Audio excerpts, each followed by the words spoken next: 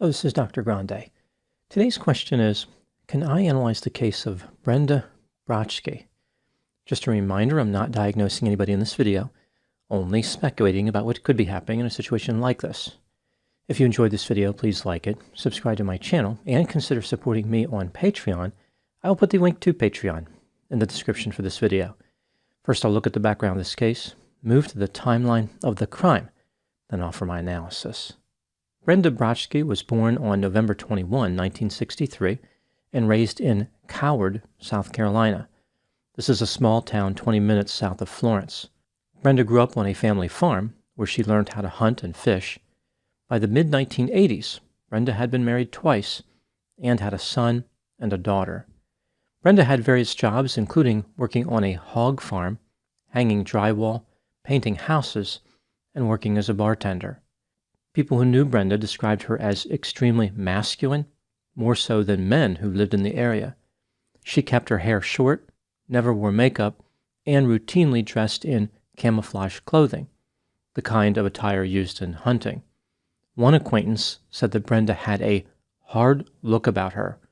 In 2004, Brenda met a man named Grande Bratschi when he visited the bar where she worked in Florence County.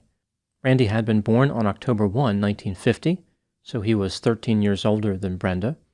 Originally from Tennessee, Randy married sometime around 1970 and worked in Florida as a police officer. He gave up that career to become a master electrician. In 1990, Randy divorced and moved to Grande, South Carolina, to work in a paper mill. He purchased 22 acres and placed a trailer on the property. Randy spent a lot of time drinking beer, hunting, and fishing.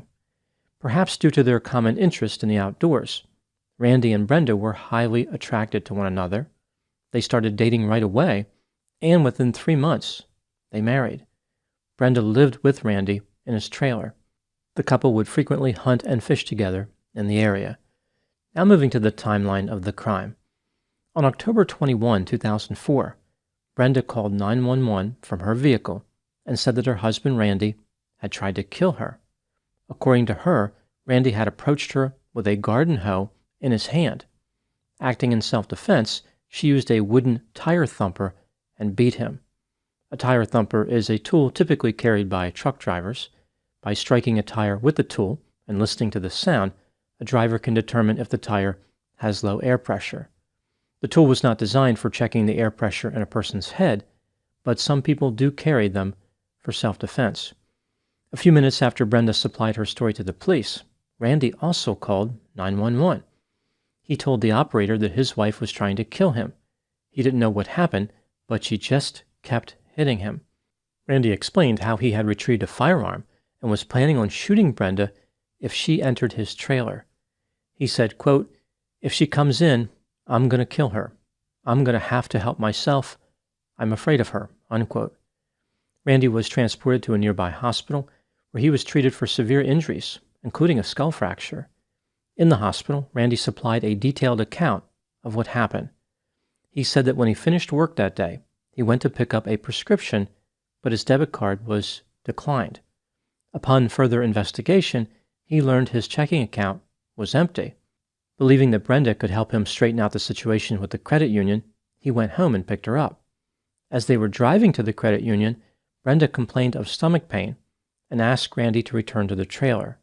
Brenda went into the trailer, presumably to use the restroom, as Randy waited outside his vehicle. Brenda used a different door to exit the trailer, approached Randy from behind in a stealthy manner, and attacked him with the tire thumper. Randy said that Brenda was swinging the tool wildly. He managed to retrieve a garden hoe that was next to his trailer, and he used it to fend off Brenda. When Randy entered his trailer, Brenda fled. The police did not know who to believe. Brenda was saying that Randy attacked her, but Randy was saying the same thing about Brenda. There were a few observations that led the police to believe that Randy was probably the one telling the truth. For example, his checking account had been emptied through a series of small cash withdrawals. Brenda had been losing a lot of money playing video poker, and Randy had been severely injured, yet Brenda only had a small cut on her thumb. Brenda was charged with assault and battery with intent to kill. she was facing up to 20 years in prison. After Brenda was released on bail, Randy was fearful that she was going to kill him. He contacted an attorney and started the process to get a divorce, mostly because of the murder part. It would appear as though Randy moved on quickly from Brenda. He found a new lover named Susan. He also remained socially active with his friends. Despite the sense that Randy had put Brenda behind him, he was still concerned that she might once again attempt to test his air pressure, so to speak. He even created a makeshift alarm system for his trailer. He thought that maybe Brenda had been trying to sneak in there. On November 26, 2004, which was the Friday after Thanksgiving, Randy had plans to go to a turkey shoot with friends. After working a night shift, he left work just before 7 a.m. When his friends arrived at his trailer to pick him up for the turkey shoot, there was no answer at the door. The next day, Randy failed to show up at a friend's house as scheduled. He also missed work. He missed work on Sunday as well. Brenda and one of Randy's friends both reported him missing. The police searched Randy's trailer. They found his work clothes and his lunch containers. Therefore, they believed that he made it home from work on Friday, November 26. Several witnesses spotted Randy's Isuzu Rodeo SUV at the DeWitt Bluff boat landing on the Great Peedy River about 15 miles east of Coward. It was first spotted on Friday. Inside the SUV, the police found Brenda's blood on the steering wheel column, gear shift, and dashboard. The day Randy went missing, a man who lived near the boat landing saw a person walking alongside the road. This individual was later identified as Brenda. She told him that she needed a ride home to Coward. The man and his mother gave her a ride. They dropped her off in a neighborhood near Randy's trailer. As if all this did not look bad enough for Brenda, one of her friends saw her leaving Randy's trailer on either November 26 or November 27. The police thought that maybe Brenda was involved in Randy's disappearance, but there wasn't enough evidence to arrest her. Randy had been under a lot of stress lately. Maybe he went somewhere remote and brought an end to his own life. It was also possible that Randy wasn't dead. Perhaps he simply left the area to live a Brenda-free existence. Over the next few years, nothing happened with the investigation into Randy's disappearance. Brenda had been facing an assault and battery with intent to kill charge after the tire thumper attack, but the state could not proceed without Randy. Other than Brenda, he was the only eyewitness. It appeared as though Brenda was either extremely lucky or she was a killer, but there was no way to know which one. Because Brenda was married to Randy when he disappeared, she could have moved back onto Randy's property. It was hers. He had owned the property outright. Her only liability would have been the property taxes. In a strange move, which would also turn out to be very costly, Brenda decided not to move to the property. When the property taxes were not paid, the land was sold to a new owner. On July 16, 2009, the man who purchased Randy's property was having the trailer removed. When the workers dragged the trailer along the ground, a blue tarp under the trailer became visible. A human skull was spotted rolling out of the tarp. The police were notified. They found the skeletal remains of Randy inside the tarp. On December 7, 2009, Brenda Bratschi was arrested in connection with Randy's death. Her son Frankie was also arrested. He was charged with misprision of a felony. This offense, which is rarely used, involves concealing a felony that someone else committed. Brenda unwisely agreed to be interviewed by the police. Initially, she denied knowing anything about Randy's death, but then the police told her they had arrested her son for murder. This, of course, was a lie. They did arrest him, but not for murder. At this point, Brenda agreed to share her story with the police. Here is what she told them. On November 26, 2004, she was driving, and Randy flagged her down and asked her to go to his trailer. She went back to his property, but did not enter the trailer. As they were standing outside, Randy told her that he wanted to work things out with her. I guess it was time to put all that attempted murder stuff behind them. When Brenda said that she wasn't sure about a reconciliation, Randy produced a pistol and had a crazy look in his eyes. They fought over the gun, it discharged, and Randy was killed. Brenda put his body under the trailer, drove his Isuzu rodeo to the boat landing, and threw the gun in the river. She would have reported the incident to the authorities, but she was afraid they would not believe her because they did not take her side in the tire thumper attack. In June of 2010, Brenda was indicted for murder and burying a body without notice. Her trial started on April 16, 2012. 3 days later, Brenda was convicted on both counts and sentenced to life in prison without the possibility of parole. The charge against her son Frankie was dismissed. Now moving to my analysis. Here are my thoughts on a few areas that stood out to me in this case. Item number 1. As I mentioned, when the police were interviewing Brenda, they lied and told her that her son had been charged with murder.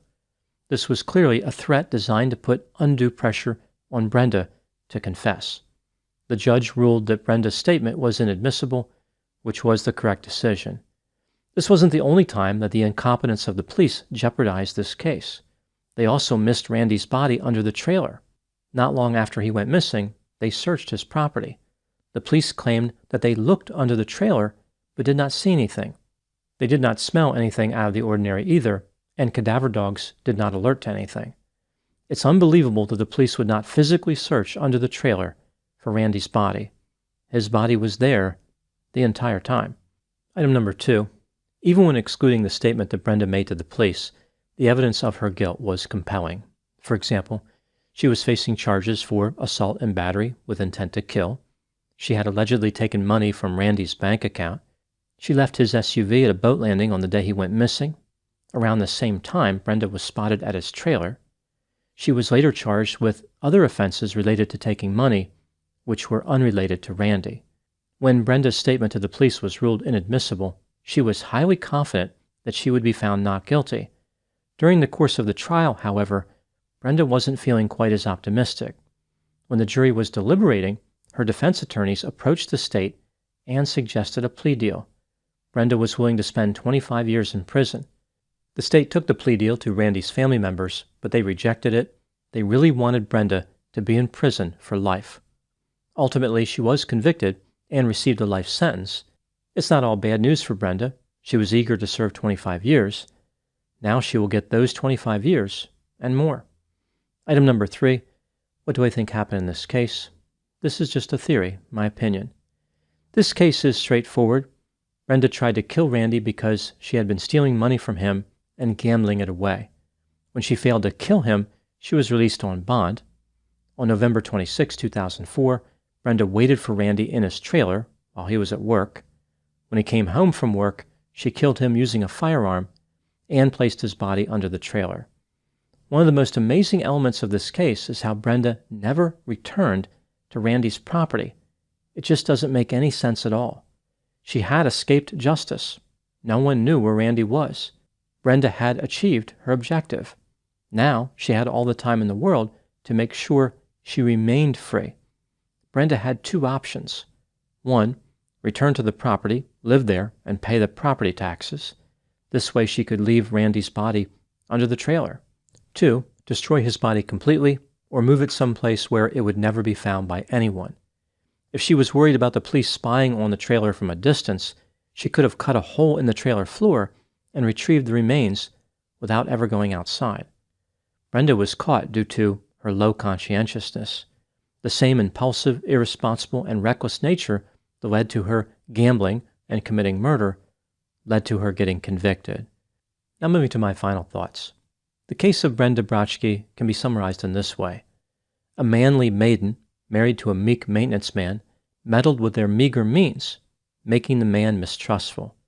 Mimicking bowel movement misfortune, she manufactured a murderous moment, but momentary madness muddled her movements, and she missed the mark. The next month, the man went missing. Myriad moons meandered by, manifesting his mangled remains beneath his metallic, mobile manner. Maintaining her manipulative mask, the miss muttered a mendacious monologue of self-preservation. Miserably moaning for mercy, she met her match, a mandatory measure of many monotonous meals in a maximum security monstrosity. Those are my thoughts in the case of Brenda Bratschi. Please put any opinions and thoughts in the comment section. They always generate an interesting dialogue. As always, I hope you found my analysis of this topic to be informative. Thanks for watching.